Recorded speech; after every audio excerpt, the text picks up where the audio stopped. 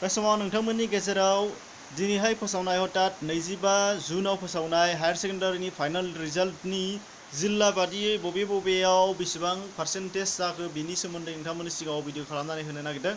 दा बिनि थाखायनो नोंथांमोनहा जायफोरहा नायनो गोसो दङ जोबजासिम नायना लानो हानाय जागोन। बेयावहाय आर्ट्स साइन्स आरो कमार्स मोनथामबो स्ट्रिमनिखौ होनाय जागोन। दा बाहाय फारि फारियै बबेयाव मा दंफैदों होननाय मिथिना लानायनि सिगां नोंथांमोनहा दा अखानि आवाज खोनादों जानो हागौ, अखा हागासिनो दङ। दा फार्स्टआव नोंथांमोना नुनो मोननाय जागोन जे आर्ट्सनि बेलायावहाय हाइएस्ट अर्थात फार्स्ट पजिशनाव मोनदों दरं जिल्लायाव 89.07 जौखोन्दो। बेनिफ्राय नैथियाव दङ शिबसागर 88.66 जौखोन्दो। बेनिफ्राय जरहाटआव दङ थामथियाव 87.39 जौखोन्दो। दा बेयावहाय गुबुन जिल्लाफोरा बबेयाव बेसेबां नोंथांमोना नायना लाबानो जाबाय। मोनफ्रोमखौबो गथि खिन्थालांनांगौआव गोब्राब दङ। गासै 33टा जिल्लाफोरखौ मोनथामबो स्ट्रिमनिखौ खिन्थानांगौआव जोबोद गोबाव जागोन। स्क्रिनशट खालामनानै लानो हानाय जागोन नोंथांमोना दसेनि थाखाय। दा बिनि उनावहाय ससे स्क्रिनशट खालामनायनि थाखाय टाइम होनाय जादों। नोंथांमोना जुदि गोसोब्ला नायनो हानाय जागोन आरोखि मोनफ्रोमखौबो फारियै थख' नुखायोखा। दा बिनि उनावहाय नोंथांमोननो दिन्थिनो लागोन दा साइन्स स्ट्रिमनि बेलायाव नोंथांमोना नुनो मोननाय जादों शिबसागर जिल्लायाव फार्स्टआव 95.97 जौखोन्दो, बाक्सायाव गासै 95.44 जौखोन्दो लानानै नैथि, आरो जरहाटआ बेयावबो थामथियाव दङ 93.90 जौखोन्दो।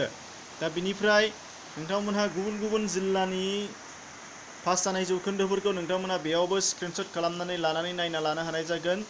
गाहायै नोंथांमोना नुनो मोननाय जागोन बबेयाव मा दङ बेखौल' दिन्थिनाय।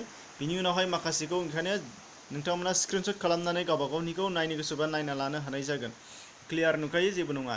दा बिनि उनावहाय नोंथांमोननो दिन्थिनो लागोन कमार्सनि बेलायावहाय मख'नो गोनां कमार्सनि बेलायाव रिजाल्टआ मोजांसिन होनजायो। अदेबानि माखासेफोराव एग्जाम होनायनि परिमाणानो खमखामोन, अब्लाबो पार्सेन्टेजआ 100% मोननो हादों कमार्सनियाव गासै मोनथाम जिल्लाफोर।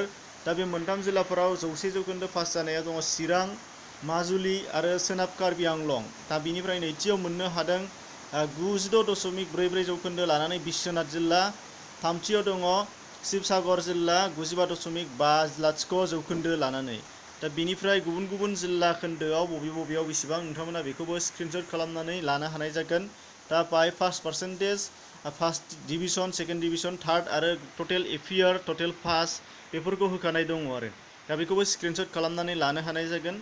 दा बिनि उनावहाय फिन खेबसेबाव नोंथांमोननो दिन्थिनो लागोन टटेल जोंनि कमार्सनिफ्राय आसामनियाव कमार्सनि बेलायावहाय गासै टटेल पास पार्सेन्टेजआ जादों 86.18। बेनिफ्राय साइन्सनि बेलायावहाय टटेल पासआ जादों 88.06, बेबो 88.06।